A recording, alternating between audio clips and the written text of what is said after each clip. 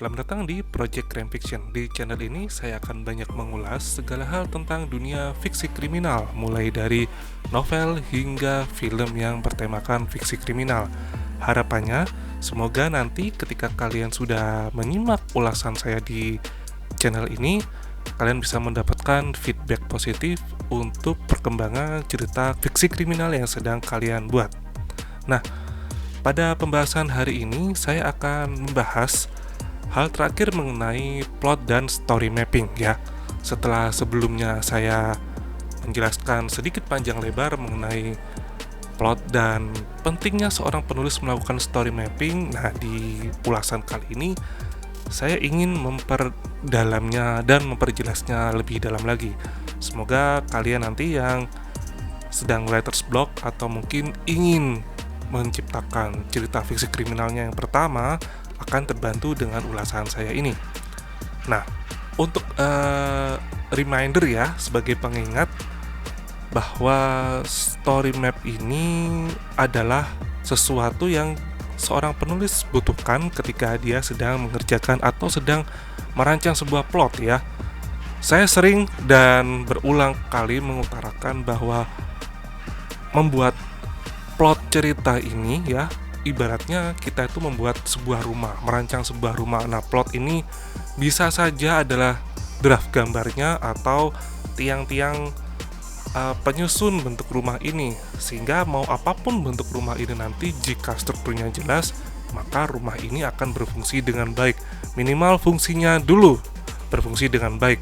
Mau bentuknya kayak apa, bagusnya seperti apa, nah itu tergantung kreativitas dari si penulis atau si arsitekturnya itu sendiri. Nah, mengapa seorang penulis ini wajib untuk membuat story map di dalam ceritanya? Karena story map ini membantu kita atau membantu penulis untuk melihat secara keseluruhan cerita kita ya. Membantu kita sebagai penulis untuk membuat struktur yang kuat bagi cerita kita. Selain itu, story map juga bisa berfungsi sebagai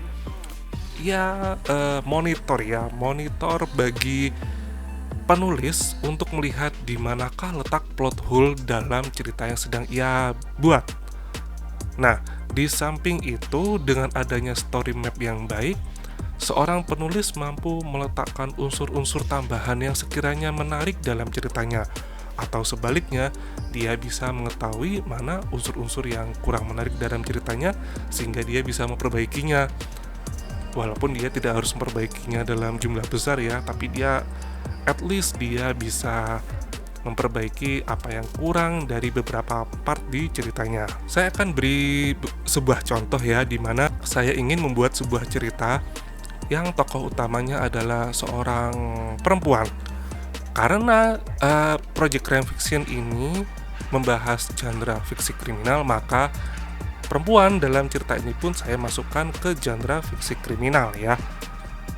Nah, apa yang terjadi dengan perempuan ini? Saya kemudian membayangkan jika seorang perempuan, maka perempuan ini lantas apakah dia sendiri atau sudah berpasangan gitu ya. Kemudian saya mencoba untuk membuat tokoh utamanya seorang wanita yang dulunya pernah berpasangan, kemudian tidak lagi. Apakah dia lantas sudah berpacaran kemudian dia single?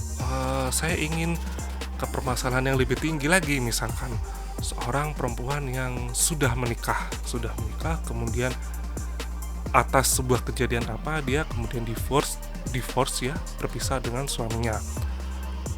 Apakah setelah dia berpisah dia sudah punya anak atau belum gitu?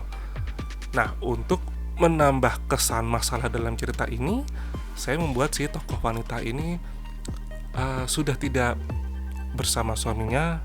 Dia juga punya seorang anak yang berusia remaja. Nah, bila berusia remaja, kira-kira usia anak ini berapa gitu? Saya akan membuat atau merancang atau mengkonsep lah ya, si anak ini kira-kira tidak remaja tapi juga tidak anak-anak ya, mungkin sekitar umur 10-12 tahun. Kalau 10-12 tahun, kira-kira si perempuan ini tuh usia berapa ya si ibu ini ya? Katakanlah 38 mungkin ya, atau mungkin 37 lah, 35, 37. 35, 37 dia memang menikah di usia muda, punya anak di usia muda, kemudian ya anaknya ketika berumur 12 tahunan dia sudah berusia 35 dan 37. Nah, apa yang terjadi dengan perempuan ini?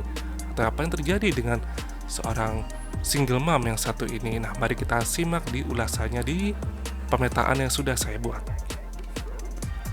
Di sini kita bisa lihat ya, ada single mom yang hidup dengan putra tunggalnya, lalu usia anak sekitar 12 tahun dan sangat mandiri. Nah, permasalahannya adalah pada pagi hari ia sadar bahwa putranya ini belum pulang dari belajar kelompok yang biasa dilakukan oleh anaknya. Apa yang dilakukan oleh ibu ini yaitu adalah dia berusaha mencari putranya sendiri. Nah, apa yang bisa kita tarik kesimpulan dari 4 panel pemetaan cerita ini adalah kita kemudian menentukan yang menjadi problem utamanya adalah mengapa si anak ini hilang. Oleh karena itu saya membuat sekitar 4 kesimpulan 4 poin. 4 poin yang sekiranya menjawab mengapa anak ini hilang. Mungkin juga bukan menjawab ya, malah memperkeruh suasana. 4 poin ini adalah mengapa si anak hilang? Apakah anaknya minggat? Apakah anaknya terkena musibah ketika pulang? Apakah anaknya ini bersama ayah tirinya? Atau ada sebab lainnya yang membuat si anak ini tidak kunjung pulang kembali ke rumahnya bersama ibunya?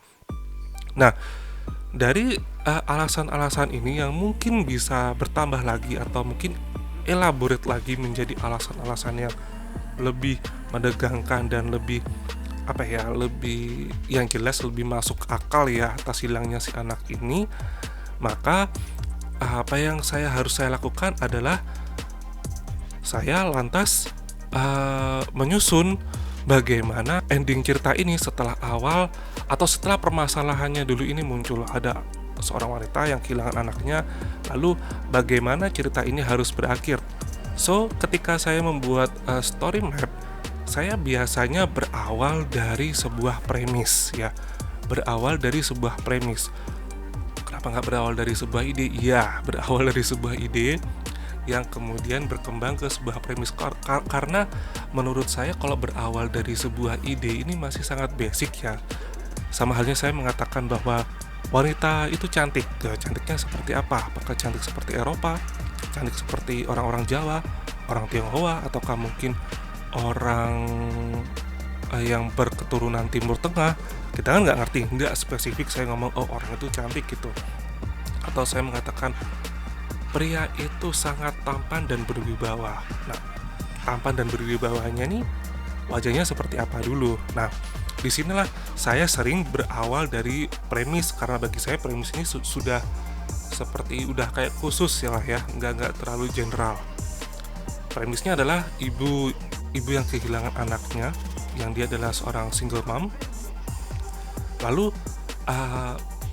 alasan mengapa si anak itu hilang dan bagaimana si ibu ini menemukan anaknya.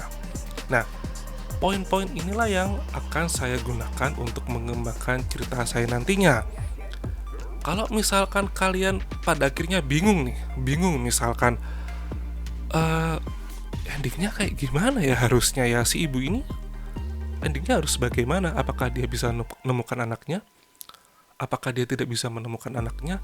Dan yang penting, apa yang membuat anak ini tuh minggat? Kalau kalian misalkan bingung dengan hal-hal semacam itu, coba kalian balik skema ini yang tadinya itu permasalahan dulu, atau mungkin introduction dulu ya. Ada ibu yang berbahagia dengan keadaan yang single mom, lalu ada masalah ini, kemudian ada masalah itu. Coba dibalik yaitu buat endingnya terlebih dahulu, daripada kalau misalkan kalian bingung dengan cara yang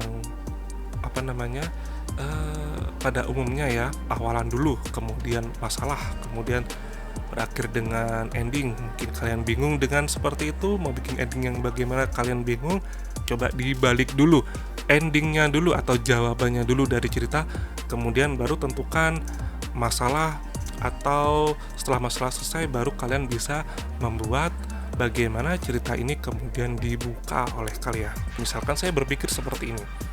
Ada seorang ibu yang kehilangan anaknya karena si anak ini merasa bahwa ibunya, walaupun ibunya merasa bahagia dengan anaknya, dia mengatakan ke tetangga yang lainnya, oh aku bahagia dengan diriku yang sekarang, bahwa sebetulnya ibunya ini psikopat ya. Ibunya mungkin tiap malam suka melukai dirinya sendiri, atau mungkin ibunya pada waktu tertentu dia melukai anaknya sendiri gitu ya, sehingga anak ini kemudian minggat. Tetapi di dalam benak kepala ibunya ini, ibunya merasa aku normal-normal saja. Nah itu, kalau ketika kalian itu bingung dengan suatu masalah, ketika kalian membuat sebuah plot cerita, coba ditukar ya. Ini kalau kita main catur, maka benteng ini bisa ditukar posisinya dengan raja. Nah, kalau kalian bingung seperti ini, misalkan aduh endingnya gimana dong gitu ya, coba kalian bikin endingnya terlebih dahulu, atau penjelasan jawabannya dulu. Oh ternyata ada anak yang berusaha kabur dari ibunya karena ibunya ini ternyata psikopat gitu. Anak ini nggak betah, malah yang justru yang bener adalah si ayahnya, misalkan seperti itu. Atau boleh seperti ini, ada seorang anak yang ketika pulang belajar berkelompok dengan teman-temannya, ya rupanya diajak oleh ayah tirinya, dan diajak ayah tirinya ini rupanya ayahnya ini kemudian pergi entah kemana ya, bersama dirinya tentu saja, sehingga ibunya ini kemudian mencari. Jadi pada posisi ini yang salah adalah si ayah. So ketika kalian bingung nih, aduh ceritaku kayak gimana ya, endingnya kayak gimana, coba ini dibalik dulu. Nah setelah kalian membalik itu, apa yang harus kalian lakukan setelah kalian menemukan poin besarnya ya dari plot cerita kalian? Apa yang sebaiknya kalian lakukan? Kalian membuat breakdown cerita ya, atau story breakdown. Ini adalah contoh dari breakdown cerita 3 bab awal ya. Misalkan ini adalah sebuah novel, biasanya saya bagi ke dalam 3 bagian ya. Ada bab, ada peristiwa, lalu ada tokoh. Maksud saya adalah tokoh, siapa saja tokoh yang menyertai. Kalian mau bikin ini 4 ya, misalkan 4 kolom dari bab, peristiwa, tokoh, atau mungkin tempatnya, silakan saja. Namun menurut saya sudah cocok ya dengan 3 kolom seperti ini, dimana ada bab, ada peristiwa, yang mana peristiwa ini pasti saya menceritakan tempat dan waktunya, lalu tokohnya ini siapa saja yang bermain di cerita tersebut. Itu tadi penjelasan terakhir mengenai seri plot ya. Setelah sebelumnya ada 2 seri sebelumnya, bisa kalian simak juga sebelum postingan atau video kali ini. Ikuti terus Project Crime Fiction, dan kita akan ketemu lagi di pembahasan yang akan datang. Salam.